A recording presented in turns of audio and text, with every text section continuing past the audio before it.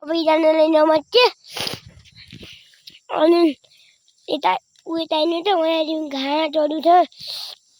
यहाँ फेरि म यहाँ चोटपटक लाग्यो।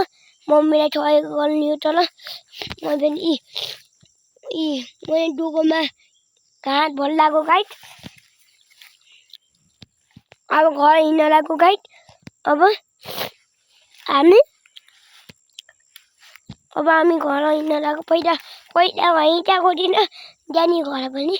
अब गाइड चोटपटक लाग्यो भने मम्मीलाई सहयोग गर्नु पर्यो नि।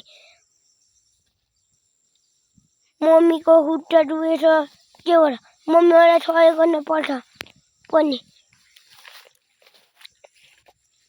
त्यो भएर हामी सहयोग गर्छौँ। त्यो भएर मैले अहिले पनि मम्मीलाई सहयोग गर्छु।